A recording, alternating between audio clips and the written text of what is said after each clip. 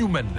def ko fi ñu xam CCCPS comptoir commercial plomberie du Sénégal la satisfaction au prix halal office national de formation professionnelle ONFP Sen TV ak ay partenaires am ñoo leen di wax Ramadan Moubarak.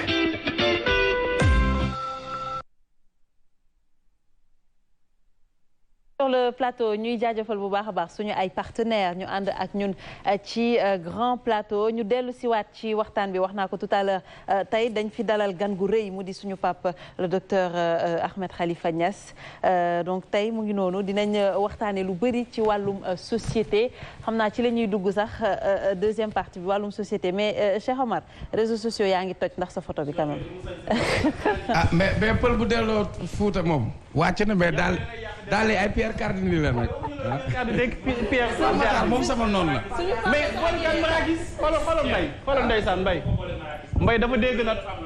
waaw mais style la rek. mais mënoon nga koo bale ci personne rek yu ñuul yi ci suuf. ma ne xam nga sama yaay nee na je suis beau te sama xarit la. dëgg la. kon te neex naa solal te sama yaay maa ngi koy nuyu jërëjëf. beneen yoon te diwul mbara gis yu giri nga boole kaan moom sax. alors papa ñu dugg comme ni mu ko waxee tout à l'heure ci société ñu gis ne que à chaque fois soo génnee wax mu di xam-xam bu rëy day indi peut-être benn diversion wala bay indi benn xaajatloo par rapport ak yenn prêcheurs yi ñuy waxu doom bu juddu hors mariage question bi nekkoon dina doon am du doon mu indi coow mu rëy tey lan nga ci apporter ak yan explication lañ ci mën a xaar papa. waaw jërëjëf maanaam bi fii ñaari carré rek la ñaari carré yu dend. benn carré bi moo tudd le mariage. oui. beneen carré bi moo tudd l'héritage. sëy ak ndono. mais loolu ñëpp xam nañ ko. mais fii li ñuy jàngale dañu ne doomu njaaloo du donn. mais buñ leen nee kuy doomi njaaloo ñu la koo xam ne ci misaal ñoom ñu ngi koy déggee ku ñu mayee yaayam ca jàkka ja point kon nañ ciy déggee ne ci seen waxin ñoom ku ñu mayee yaayam ca jàkka ja kooko mënta doon kon pour nga wax lii ma wax dafay laaj nga xam lan mooy sëy lan mooy sarti sëy ñeenti comme fii ñu nekk rek ñeenti kenu mooy pilier ci français ci ñeenti pilier la taxaw ñeenti pilier yooyu lan la kenn werantew ko bi ci jiitu mooy alwifaaq mooy ñaar ñiy sëy d'accord nga ne ma waaw bu dee ñaari xale yoo xam ne majeur guñu nga ne seeni waajur seeni kilifa maanaam nit ki xëy na sax baayam dee na mais rek ko baayam en tout cas kay kilifa ku góor gi ak kay kilifa ku jigéen gi nga jógee ci ñu ne la waaw donc boobu mooy charte bu njëkk première condition mooy le consentement mutuel sëy bu amul consentement mutuel c'est nul et non avenu. lu mel ni mariage forcé kon mën nañ wax ni dàq na ko buñ tegee ci règle yooyu. yéeg wuñ ci laaj yi nañuy wax li ñu war a laaj ba pare affaire bi moom bëgg mu leer nañ donc il faut que ñaar ñi consentir te loolu mën nañ koog leen dendal leen ci àddina benn nit bu amagul 18 ans mënul jënd kër mënul jaay kër ci kanam notaire bu exprimer volonté de l'enfant mën nañ ko sax ràjji kooku benn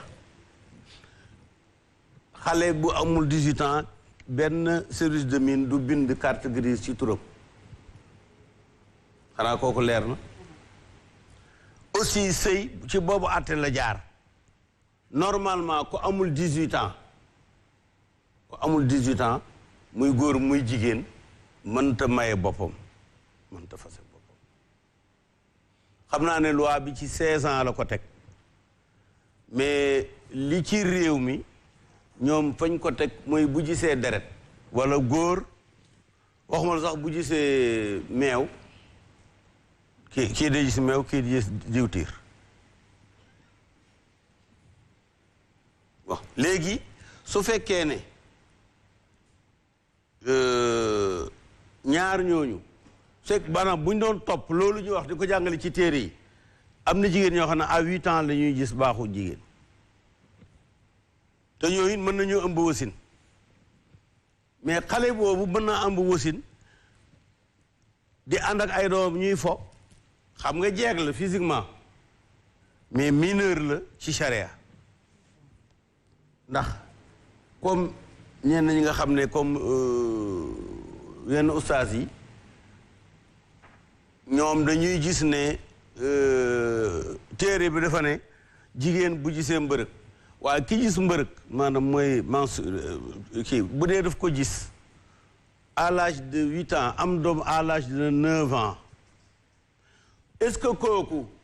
bu amee propriété un immeuble est-ce que mën na ko jaay ah mënu ko jaay kon nag kooka atte mineur la fokk kilifa moo koy maye même bu amoon 15 ans am juróom-ñaari doom te danay am ba tey mineur la ibnu ashara nga koy joxoñ ci fa mu daanee ne aw thamaani asharatin xawlan dahar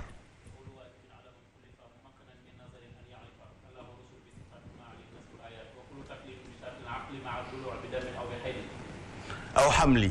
demen aw xamli aw bi menayin aw bi inbaati shaar aw bi thamanin asharatin xawlan dahar waaw noonu laa ko daan jàngalee de kon nag thamanin asharatin xawlan dahar mooy fii wax ne léegi kàllaf am na léegi ñëwal ba ti dem ci sëy ne sëy bi benn wax nañ ko consentement mutuel deuxièmement mooy can mais buñ duggee ci can c'est lan moo ne contenu can dañ koy scanner ñu xool ne nekk na ci biir can ne un mën na nekk matériel mais deux mën na ñàkk nekk matériel trois mën na teew ci saasi quatre dara mën na ci dugg li ci des ñu fay ko après ñu ne ci ban durée ñu nekk ñeent fukki at voilà ba ca tegu mooy lan mooy ay seede seede na am au moins ñaari seede yu góor wala benn bu góor ak ñaari yu jigéen wala ñeenti yu jigéen yooyu mooy fi seede yam donc foofu wax nañ fi affaire seede beneen bi mooy waliyu signification ci français mooy tuteur léegi nag fii Sénégal dañoo jaxase ci suñu dégg kan mooy la tuteur ak représentant l'enfant ne peut se marier que par le biais de son tuteur baayam magam ka nga xam ne ci lignée moo gën a jege pour remplacer ka nga xam ne ci cosaan moo doon baay léegi nag bu lii amee ñu dugg nag ñun ci yaxu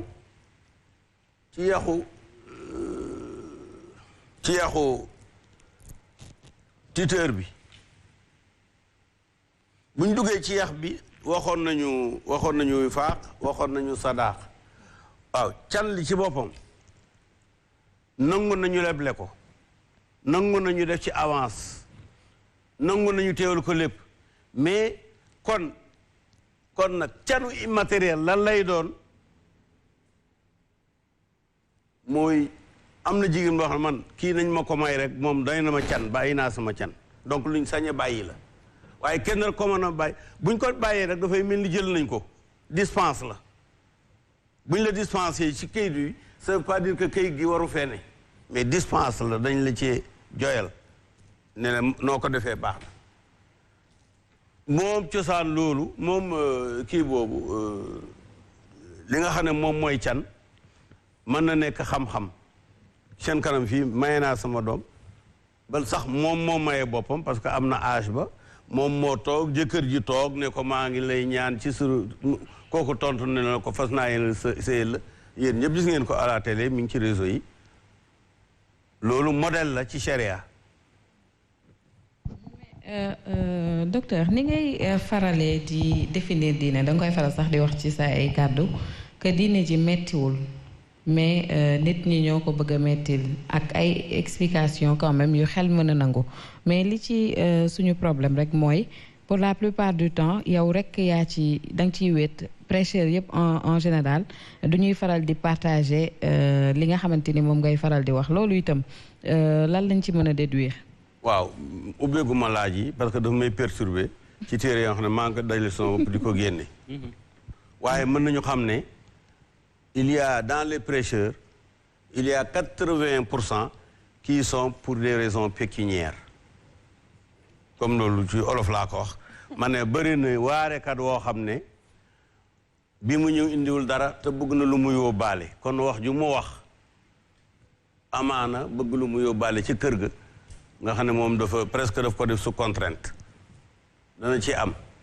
mais l'essentiel pour que ñu bañ a perdre le fil d'Ariane parce que lii yëpp mën naa ko tëb rek ne doomi njaaloo li ñu tuddee doomi njaaloo Sénégal dana donn li ñu koy tuddee doonu ko sax parce que boo wëlbati ko ne njaaloo mooy lan. bi ci njëkk mooy jigéen yi nga xam ne jeeg la mi ngi ci bu mu sëy mu dem tëdd keneen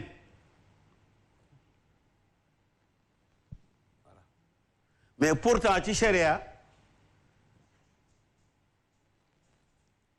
mën ngaa ëmbal jabari jàmbur bés ba jot nga ñëw jëkkëram ubbi la bunt bi nga tudd sa doom boo koy jël yóbbu nga jël yóbbu. waaye waxaat ko ma dégg. du ma waxaat mu ngi ci enregistrement bi. xam nga damay bëgg génn nañ sànq ci politique fi mu toll nii dañuy waxee loo xamante ni xam-xam la bés la boo xam ne tey damay bëgg ñu jariñu. nga xamante ni xam naa loolu mais loolu boo ko bëggee da nga may bàyyi ma wax. moo tax nag ma bëgg tey comme ça muy leer xam nga lu. waaw demal ma ne. waaw demal mais nee na fa mu am ay par stop ndax dañuy jàng. olof ñu ne non non bàyyi leen affaire tàkkale yooyu bàyyi leen ko. parce que bu ma leen dalee tàkkale. du ngeen fi jóg. déedéet tey moom bisu jàng la waaye déedéet saa déglu ma rek wala ma jóg dem. kon nag déglu ma. ayca. ñu ngi lay déglu docteur. dama ne téere yëpp mi ngi ci. fu ñu waxee ne jabaru jàmbur boo xam ne am na ku ko ëmbal kookaay ñëw ngénte doom ji te kooka lay doon ci biir daara yi sëñ borom daara ji daan na ko jàngale mooy lim daan tuddee shibhu moom koo koy xamul rek doo ustaas ah xam nga yaa commencé ne waaw déedéet tur bi laa indi rek nañ dem rek maanaam une femme violée une femme mariée violée jigéen joo xam ne mu nga nee dem ci tool bi liggéey toolam jëkkër ma nga Italie benn waay ñëw fekk ko fa siif ko ëmb jógee ca doom ji juddu xale boobu dañ ko dañ takk yaayam ci sëy wala takkuñ ko ci sëy xam nga takkuñ sëy ba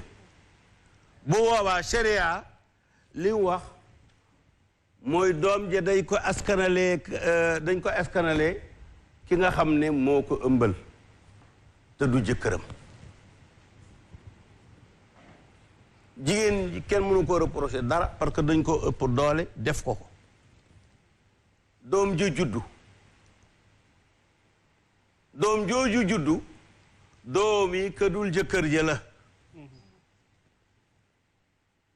c'est l'enfant du violeur dama ko waxee noonu rek maanaam c'est l'enfant du violeur ba même bu nañ ko jàpp rendi ko sax waaye jotewul dara ak doom ji sosu na il faut mu am adresse paternelle l'adresse paternelle tey du ki takk yaayam mais que violé yaayam la te jigéen jooju bu xasee ba am doom sëy ba tasul de bu neexee waaja mu continuer am jabaram ay parenthèse la rek yu ñu ubbi woon ci biir sëy bi lële c'est accidentel donc force majeure la waaw doom jooju dana doon wala du doon dana doon ka violé yaayam te pourtant kooka jabari jàmbur la boobu leer na dana doon kër baayam moom. dana kër baay bi ko jur maanaam le géniteur bokk. d'accord violeur bi daal ka ko ëmbal. léegi balaa donn boobu léegi lan mooy àtte ndaw si nga xamante ni am na borom kër ba pare njaaloo balaa ñuy wax ci doom ji lan mooy àtteem ci diine. xëy na noonu nga jàngee man ni ma jàngee ABCD day tabaloo rek mënoo ne A Y M. waaw mais foofu ci moom àtte non bàyyi. ankay waaw déedéet defal ndànk nag. xam nga li nga wax loo wax ci xam benn am naa ci junni te wanewu ma ko. wér na wóor non bàyyi ma wax wala ma jóg dem. dama rek ma bàyyi ma wax wala ma jóg dem tànn ci benn. xanaa du ma ñëw bëggoo nga naan maay naa man maanaam bëggoo laay ji yegg day yegg. waa ci na yegg kenn du jàng Faatiha nga naan ko xuloo laa waxat ca biir bàyyi loolu bàyyi leen loolu. parce que yàlla daf leen nattoo bu santee ñes wala mu sant neneen sow nekkul fii ngeen bokk rek ñu daal ne déedéet di waxu ko wala di wax ko am na fii barki démb koo xam ne ñoo wax mu bëgg a làqu daal ne Seydi Hadji Malick mu ne lu Alaaji Malick xam moom daf koo xam kon cër ba mu jox Alaaji Malick dama ko jox wala sax genn wàll ga quand même li may wax du waxee amee ñes te yàgg na fi du lu bees téere bu ma la wax am na 1400 ans ñu ngi fi yow yaa ko jàngul soo keroog bii fii xale boobu sant Sarr doon wax naan xaw ma ko takk koo xam ne sa baay mos na ko kii nangam mais dama ko ne téere boobu nga jàng demal ci biir ci explication bi mi ngi wër mbind bi ba mu ko gisee la noppi parce que itam il faut pas que nga imposé wu comme koo xam ne yow non mais dafa ma dog ñaari yoon te loolu dafay tax ma jóg dem non déedéet na leen ma ne dama ne na leen buggaan réglé je suis pas là pour ngay dugal ay compte non mënoo ma dribbler dama ne li may wax lu leer naññ la. d'accord dama la koy wax la yàq wax la téere wax la alxuraan indi la lépp. yow na boo attanee yow bu attanul ba fi.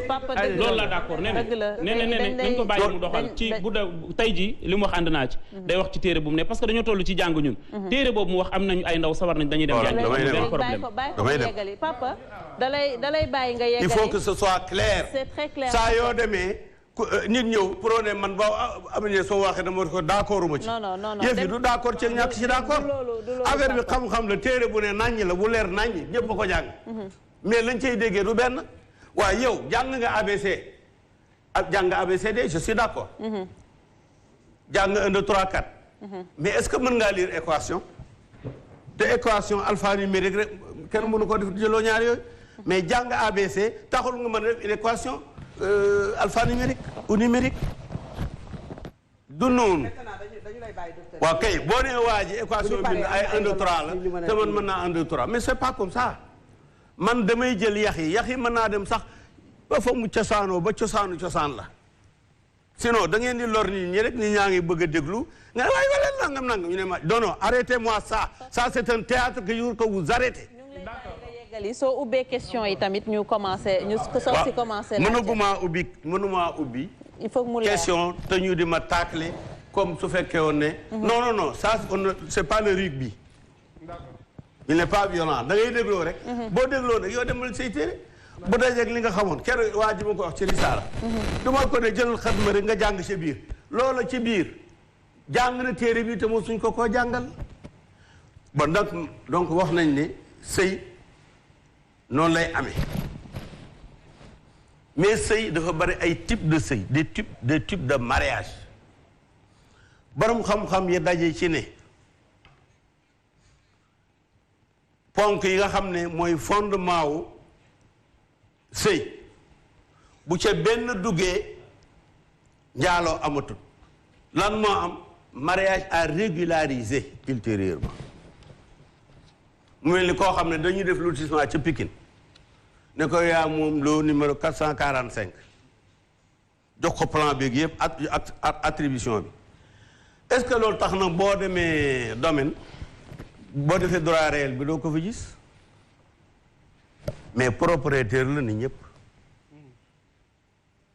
bokkul ak ki ñëw tabax ci kër jàmbur donc waxoon nañ ne cosaanu sëy mooy ñaar ñi d'accord muy benn. consentement. wax nañu ne deuxième bi mooy can. wax nañu ne troisième bi mooy seede. wax nañu ne quatrième bi moom mooy kilifa. d'accord man nag dama ñëw jël yooyu dugg ci biir scanner ko ma génne ne su fekkee ne sartu sëy benn dugg na ca njaaloo jeex na o gasi lan moo am léegi sëy à régulariser maanaam bu dee joxeloon can matériel te mu bëgg koo joxe mu joxe ko bu dee dafa amuloon seede mu bëgg am ay seede mu uti ko bu dee kilifa ga war a maye dafa teewuloon wala nangam mu dem ca mais am na yeneenu sous-entendement moo di ne su fekkee ne mbind dafa am sëy bu ñu bind soxlawul seede ndax mbind mi mooy seede si kon buñ ne bu dee ñoom ñaar dañoo bindante ci seen diggante un contrat de mariage dañu dem ëllëg ca maire bi wala kadiba mu régulariser kadi baa ngi fii ci Malick Sy nga dem mu régulariser mais régularisation de forme dama ciy dem sax ba ci lu personnel man am naa fii suuf soo xam ne fii moom naa ko ñeent fukki at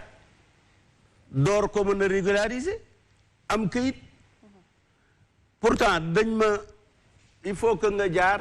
ci attribution boo xam ne jaar CCOD jaar au ministère du budget dem ci premier ministre ca ba muy am dem ba ci président de la république mais yow bañ la attribuer rek cël bañ la attribuer rek nga am kër man loolu rek laa il faut comprendre loo mooy ne ñaar ñi nga xam ne dañoo d'accord yàlla def bañ d'accord ñu d'accord ci ne bëgg nañoo sëy ku ci nga jël sa téléphone ne ko yow ci misaal ki sant Njaay wala na nga santati wala ki sant Ba maa ngi lay ñaan pour ñu bokk sëy ci farata yàlla ak sunnati Muhammad mu tontu la ne la waaw nga wëlbati ko ne ko ana sama can mooy la 300 000 nga daal di xëcc sa benn kii ñi wañi xaalis nga daal di ne mi ngi noonu yónnee naa 300 000 numéro envoi baa ngi nii déjà loolu ci sëy bi la bokk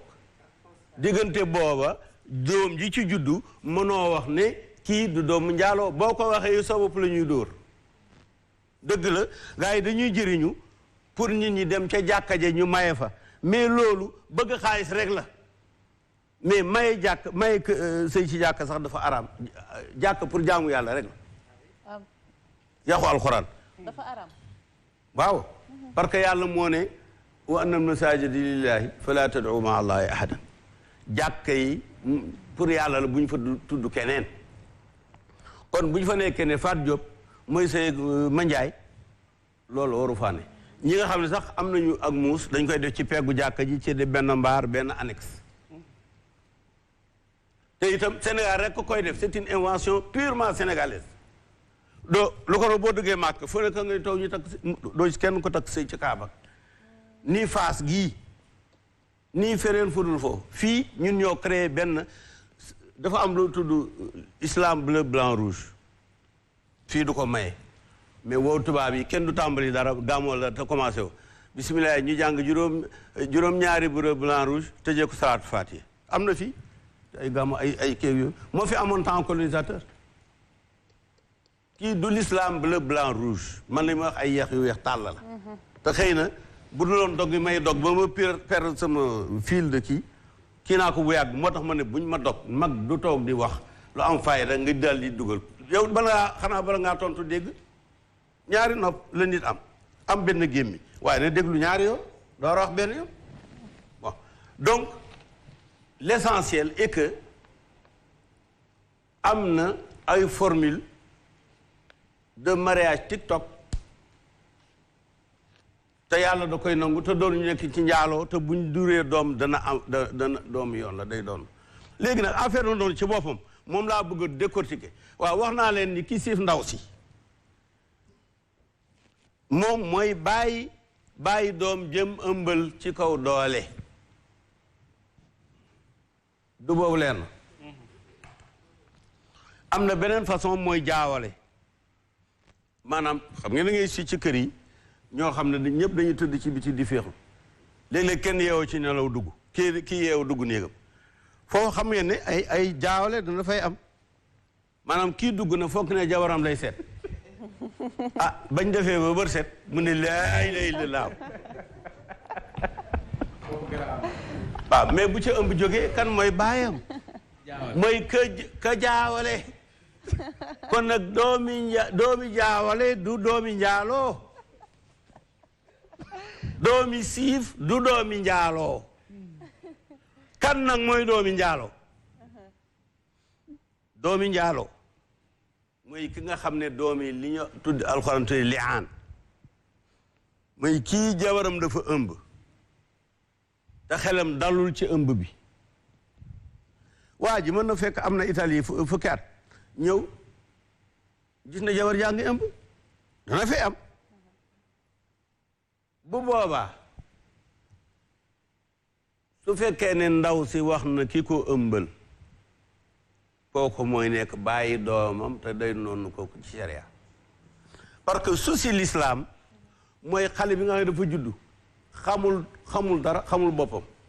boo ko joxee tur du tax mu xamul dara daal warul juddu rek nekk victime ñu sànni ko ne non doomi jaaloo loolu du nangam c'est pas vrai affaire ndono ci boppam na ma koy traité à part ndono li ci nekk nii ñu naan jigéen benn góor ñaar kooku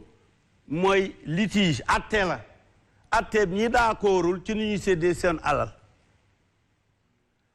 ñi d'accordul nu ñuy séddoo seen alal ñooña jabar yi dañu jël sumun bu dee waajur yi ñu jël sudus wala sulus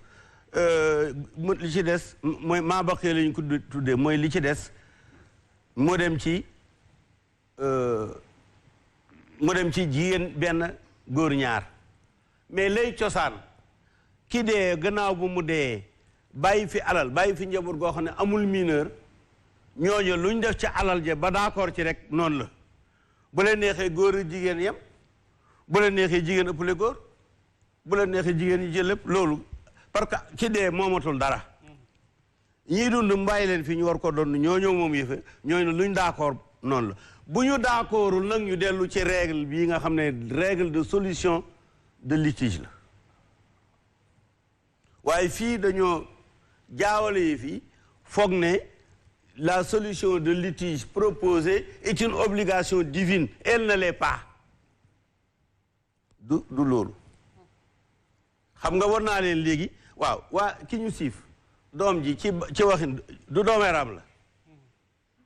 mais mooy doon baayam ji nga xam ne donte la rey war na ci moom it bu dee alal ji moom danañ ko jox ki nga xam ne moom moo ko def te dafay croiser beneen atte ci benn avenue principale ci sharia mooy laa taziru waaziratun wizra uxra kenn du donn kenn du def ñu sanctionné keneen waaw kii am na jabaram xool leen atte bi ñu joxe ñoom kii am na jabaram nit méttital ko ci mos jabaram xanaa boobu métti rek doy na nga ne ko na waa sant bi waa ji indi dugal ko sa biir jawara bu ëllëgee yaa ko moom mooy doon sa alal fekk ne yàlla dana tooñee noonu ñàkk dégg rek la ak ñàkk njàng mu ñàkk sori parce que duñu réewam téere réewam wax lañ bu ko ñuy wax di ko telgaloo yi fii jaxasoo mais règle yi dafa leer kon nag ñett dañ leen a teg doomi araam te dañuy donn doomi kiñ siif ak doomi jaawaloo donc ak doomi ki nga xam ne ñoom ñaar ñoo sëyante jaxasoo fii ci tayeef laa wax ci tayeef donc ñooñu par ñàkk xam-xam dañ leen a teg ñuy bataar ils ne le sont pas accusation bâtardise dafa leen di teggi ndax am na ay éléments yu ñëw corriger loolu l'islam itam xel lay waxal laa yu bëri mi ngi daanoo lii borom xel yi laa ko jox borom xel yi pour ñu comprendre li jaadu te itam fii dañoo jaawale le cérémonial et l'acquis de la charia. Cérémonial mi ngi mel tey kii am na bac yow nee na bi nga amee bac je suppose arrosé woon nga soxna si yow noonu. man nawet bi laa bàyyi mu arrosé ko. ah waaw dama bëgg a wax ne am na ñoo xam ne bu ñu amee bac arrosé waaye arrosé bi bokkul ci bac bi bari na ñu am bac te arrosé wuñ est-ce que da ngay wax yow ne ko kat yow sa diplôme yu baaxul parce que arrosé woo déedéet la arrosé n'a rien à voir avec le baccalauréat maye bi ñuy may ci ay jàkkaak ay kii yooyu ay cérémonial la c'est pas le mariage c'est pas le mariage beneen bi dafa am benn école introduite ci biir l'islam boo xam ne dafa bëgg jigéen di nekk toujours mineur te foo fekk waay mu ngay wax ne jigéen li jigéen la waaye yaayam bokku ca kenn ku ne da nga war a xam ne li jaadu ci sa yaay moo jaadu ci beneen jigéen ji nga lii affaire ndono nag affaire ndono affaire borom alal ji la ki am alal bu ko neexee donn loo ku dul donn dans la forme bu ko nee it neexee it xañ ndono koo xam ne doon par voie testamentaire ci la bokk parce que l'islam dafa ne kenn ku ne sa alal am nga 1/3 boo xam ne ça t'est propre mën nga ci def donation testamentaire d'ailleurs yàlla boo tax yàlla wax ne min ba'di wasiyatin yusiina biha aw daynin gannaaw boo xamee ne dañoo génne ci bor ba lañ ko miraat dañ ciy génne alali jàmbur mooy bor yi ndax alali jàmbur kenn mënu ko séddale ñoo xam ne voilà beneen bi mooy testament mais mu réglementé testament bi pour bañ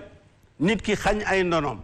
nga ne diw de neexuma sama doom la mais du ma doon kii yéene naa ko lii par exemple nga ne kii sama doom c'est un drogué du doon sama la voilà donc bu ñu dellusee ci fin donc c'est que ne mën na def léegi dara ci alal jusqu'à concurrence du tiers kon ñam ko léegi ñoo dañ ko dafa leen di lew bu ko neexee doom juñ ko askanalee te nanguwu ko ñu jox ko lu toll ak ñi nangu seen ak askan kon nag nañu comprendre ne foofu dafa indi lu large dafa nekk lu large ci biir sédd leen ndono mooy li ma leen wax léegi ñaari tiers yi aux héritiers incontestables le tiers est réservé à des cas particuliers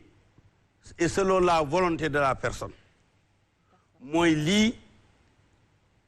sama alal bu ma dee nañ ma joxal Omar Faye 1 million mu génn sama solus bëri na de dafa ko 500 000 rek d'accord 500 000 ñun ñëpp dañu am envie dégg d'accord mais je suis en train d'arriver au point focal TikTok bi laa bëggoon ñu gën ci ñuy posé ñoom tamit question xam naa yooyu yëpp dinañ ci ñëw waaw mais xam nga man ba léegi li may waxaguma yëguma ba tey waxaguma lii la donc waxu ne doomu njaaloo du doon mënoo koo wax te waxoo lan mooy njaaloo su fekkee ne ki nga xam ne dafa ñëw ci sëy bi dugg ci sëy indi benn tànk bi mu teg ko te mooy bokk d'accord deuxième bi mu teg ko te mooy canli troisième bi mu teg ko te mooy seede si quatrième bi mu teg ko te mooy siiwal gi sëy am na donc li ci des question de forme la benn Mercedes bi bu nekkee Angleterre volant bi à droite lay nekk bu jàllee France à gauche mais benn oto bi la waaye bu réew moom neexee dem nga ne sama oto sama réew oto bu volant bi nekkul à gauche du fi daw mais réalité bi de fond bi mooy di ne volant bi nga yoree ko droit wala gauche benn volant bi la benn oto bi la c'est-à-dire damay wax rek samay mbokki oustaz ti jànqale ngay angale ak borom xam-xam nañu revisiter te léegi jot na pour ñu jógee ci téere yu ndaw yi dem ci téere yu mag yi dañoo nekk ci ngiru Limaam Malik te Limaam Malik dafa bëri ay waxeet ak ay waxeet ak ay waxaat bokkuñ nag waxeet day weddi li la nga wax ak waxaat mooy yëf yi nga leeral ko comme man li may def nii damay waxaat loo xam ne waxoon nañ ko bu yàgg mu ne fi kon nag mbir maa ngi noonu l'enfant issu de relations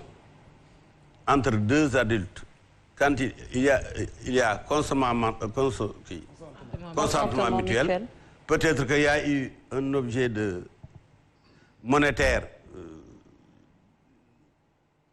par le cybernétique maanaam voilà beneen bi donc mooy le fait même engendrer la dispense de témoins donc mariage léegi dafa gën a simple. alors docteur peut-être dagguñu la mais. non léegi sax pare naa mën ngaa dem. am benn kii rek aussi. waaw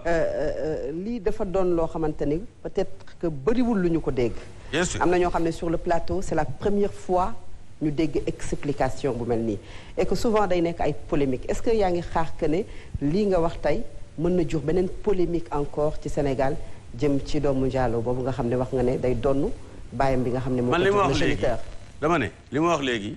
c'est pas une question référendaire boo xam ne dañu ne oui la majorité a accepté non nga yónneen di moom wootee kenn rek ko wuy ji au début mais taxul mu ne comme majorité bi d'accord uñ ci yàlla d'accord uñ ci lii duñ ko déedéet c'est que man li may wax ay yëf la yoo xam ne mi ngi ci biir téere yi ku ne mën na laa jox téere yam nekk ak xët yam nekk waaye nag jàng téere bi la nga koy jëlee du ne ci téere bi na ngay déggee mbir yi kon nag li am importance mooy man damay choisir à chaque fois ay question ay problème yu nekk ci nit ñi te téere yi jàng fii ñu jàngale ci réew mi nekku ci te mu nekk ci lu wér ma apporter ce plus là à l'ensemble des oustas des sëriñ des marabouts bi la sa interprétation la bi nga xamante ne wala peut-être parce que bu ma nee ñun ñëpp ñu ngi door a dégg yenn yi alors que peut-être que plus de 20 ans 30 ans ñu door a dégg yenn explication yi. xam nga qu'est-ce qui fait la différence kenn mënu laa woon ci alxuraan laaye ju ne doomi li ngeen tuddee doomu njaaloo doon amul ci alxuraan yàlla wax ko te pourtant boole nañ ko ci l'islam sëy yee njëkk a am nii sëy yee njëkk a am laa nii la mel benn yonent bi temps ba mu jeex 23 ans yi mu oote benn sëy la mos a maye te maye koon pour on nii pour sëy dañoo ñëw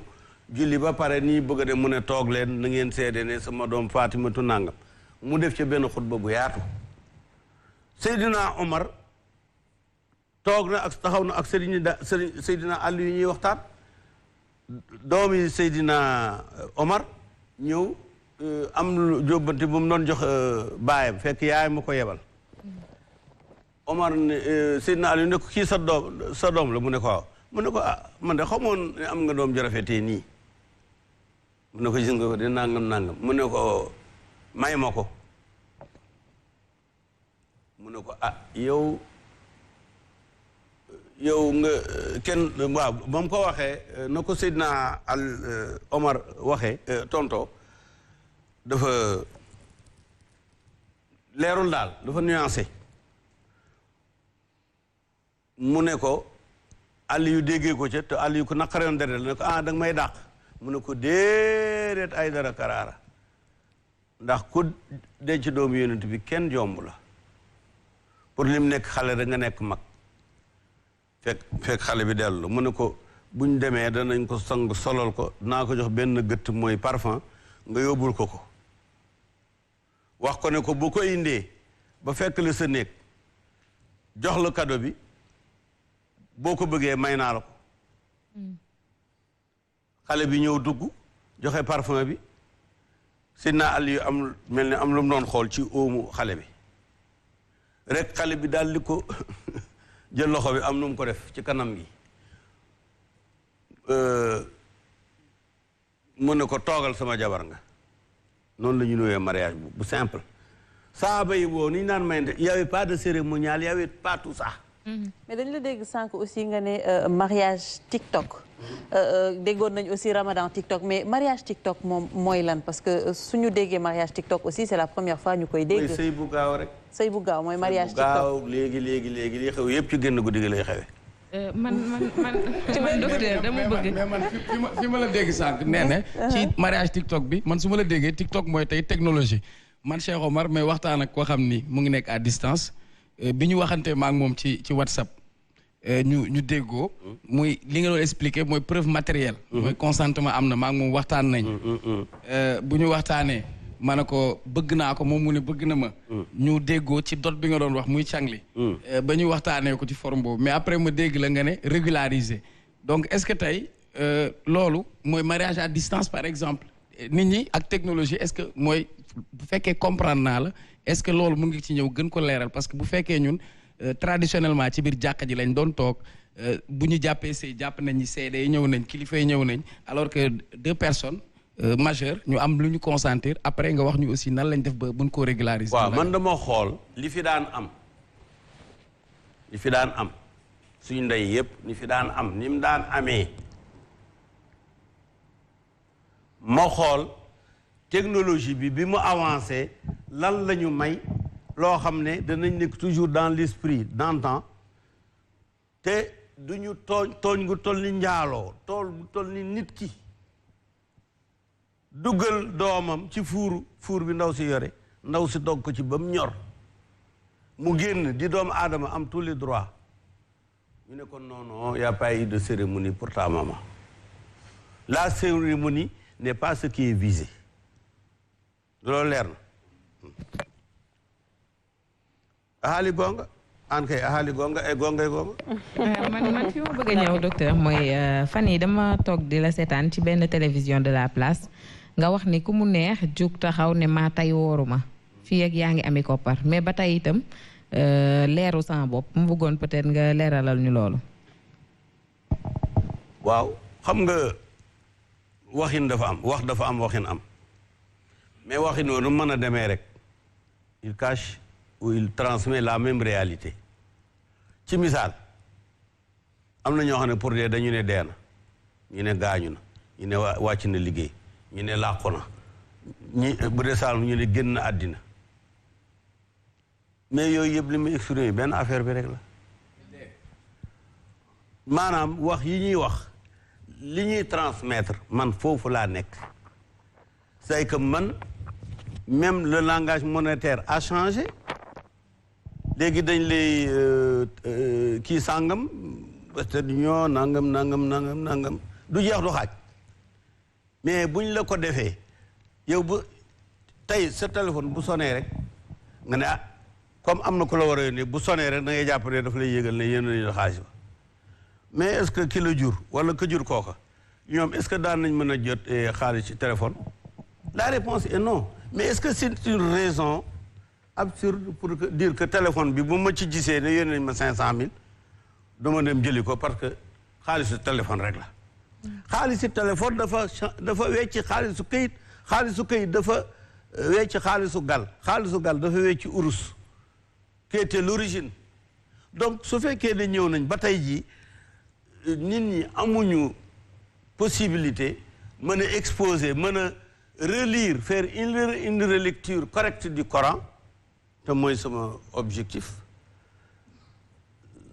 ce n'est pas la peine su fekkee ne wax ji may wax te ay millions de personnes mën cee jëriñoo du ma accepter ñu di ma taakale ñooñu sax amuñu respect ci ñu leen di déglu duma d'accord ki nga xam ne xam na li muy wax du dëgg léegi pour ñu wañ ko attaqué mu ne Seydi El Hadji mu ne Seydi El Hadji Malick mu ne man maa ko gën a jege Seydi El Hadji Malick téeméeri yoon ndax lu mu bon ndogu li ma ndogu tey doomi El Hadji Malick moo ko togg te sët mooy doom. dafa am tegal ma na fi dafa am fu may ñëw na fi nga baal ma. am na ñoo xam non damay koy wax ñu koy def am na fi ñoo xam ne ay oustaz. ils ne font que naan El Hadji Malick nee te fekk nañu El Hadji Malick mosu ko wax. man xam naa bu ma duggee après. yow taxaw may wax nag waaw yow moom sama xarit bu ma la doon dama bëgg bu may duggaat deuxième partie rek damay bëgg man bu may wax benn li may wax dama koy garanti ñëpp di ko dégg man parce que dama bëgg yonent bi ci sama yitte bokk mooy moom laay jàngale dama bëgg saa yu may wax yonent bi bayit bu nekk dinaa wax ni fii la nekk bayit bu may wax ci moom dinaa tari bayit bi ni fii la nekk boo déggee sànq ñuy wax naan dama wax ni am na lu des toll ci jàng non am na lu des bu dee da nga bëgg yonent bi man miy jàkkaarloog yow maay deritu yonent bi kon nag jëfeel noonu dina am ñett yoo xamante ne 53 personnes ñoo dox sama dégg ak ñett yoo xamante ni yow yaa ko cëroo ci man dina am ñett yoo xam ni papa yaa ko cëroo ci man mooy benn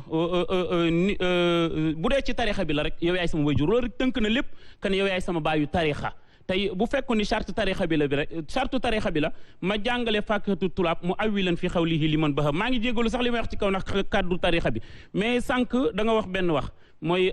bi ñuy départ ci sëy faw mu am can faw mu am seede ma gis ni Seydina Alioune wax nga sànq ni bi nu koy may soxna benn parfum la ñu joxe bind ci sama déggin bokk tey xale bi jël parfum bi yóbbu ko bi mu ko yóbbu mu nekk soxnaam léegi anas ñan ñoo nekk seede yi jamono yooyu xanaa bokkul ci farata sëy looloo tax ñu war a def noonu ñuy itam loolu tax ba ngeen ci dugalee seede yi ngeen tooñ dugal nga ko sànq ci départ bi papa kon nel xam nga laaj nga ma tontu na lii sunna rasul sallallahu alayhi wa sallam ak ñooñam mooy dañoo banaliser woon takk sëy moo tax njaaloo jafe bañ ne ku njaaloo sax war nañ ko def parce que dafa bu sëy yombee rek njaaloo jafe léegi benn bi ci des na fi ñaar rek du beneen bi ci des mooy pamatar léeg-léeg oustaz Iran dafay wax benn wax dafa ni charia ak ambulance ñooyam bu accident amee tànk woowuñu ko du ñëw wala déet xam naa du baax di wër tànk dañu wëti 18 ambulance daal di ñëw tey ki nga xamante ni tey njaaloo na te am borom kër balaa ñuy lijjanti doom jooju dina doon wala du doon lan mooy àtte ndaw soosu d'abord ba pare ak waa jële balaa ñu egsi ci miraas bi loolu mooy les questions débiles yi nga xam ne bugguma leen lu tax parce que ndaw si nga xam ne dañ koo siif kooku amul dara luñ koy laaj lu tax ñuy siif la mu ne damaa rafet dañuy siif ndaw su ñaaw aussi mais ki tey njaaloo nag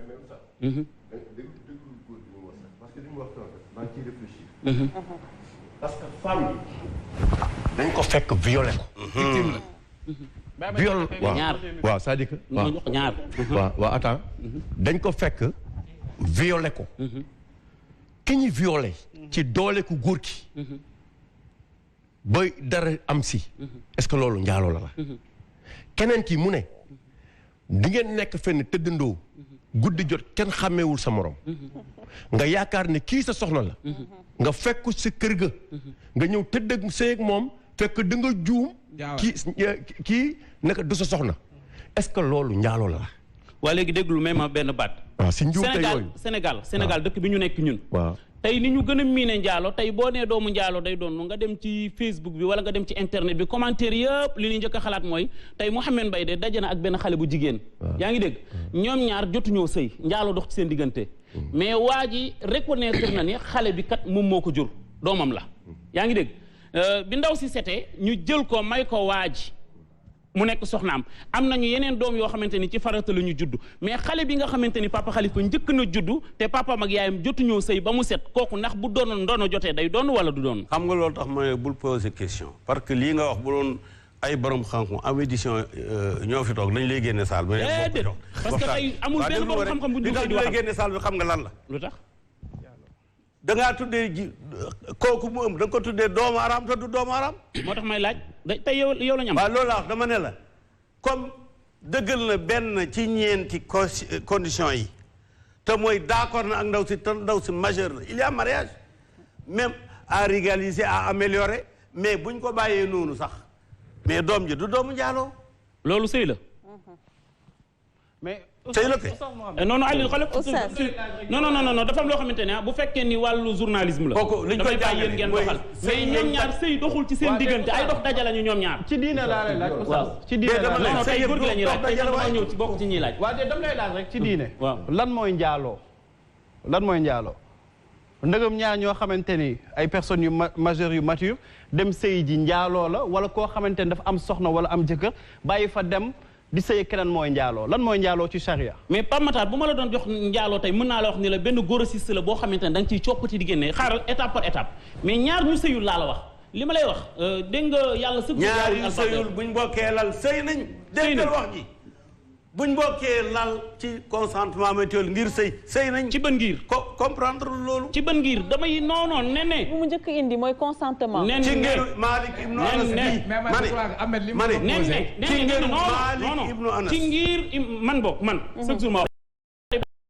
tey kenn wérantewul ngir Malik la parce que da ngeen koy laye aussi non amene koy wax mën na ma jàngal téeméeri junni d'accord naa loolu moom mën na ma jàngal téeméeri loolu lu ma nangu la lu Sénégal bi yëpp di nangu la mais dama la wax la Mouhamed Mbaye daje ak benn xale bu jigéen laa wax ci mbedd mi can doxu fa wayjur fekkewul kenn seedewul ñoom ñaar ñu daal di tëdd amul sëy amul dara ñoom ñaar ñu daje ci benn lal sëy ñoom ñaar biir am ci doom sosu ci doom jooju du doomu njaalo apparemment bu amee consentement du doomu njaaloo. merci c'est ça en fait. non le consentement bu leen ko teg ci seen le pilier du mariage li ma dégg rek. waaw li nga dégg waaw mais nañ ci sariya le pilier du mariage maa ngi koy jéggalu nag. parce que man. dégg naa ci sunna yonent bi sallallahu alayhi wa sallam. naroon na tas benn sëy boo xamante ni xale bu jigéen bi bañ koy may. àndul woon ci mariage boobu donc di wane que ni consentement bi tey jii dafa bokk ci pilier bokkul yi tax ba ñu ni mariage am na wala amul waa léegi déglu ma indi loolu waa déglu ma rek léegi beneen bi mu non xam nga vraiment ma ne lorsque on est limité par le savoir on l'est forcément par les propos gis nga li ma bëgg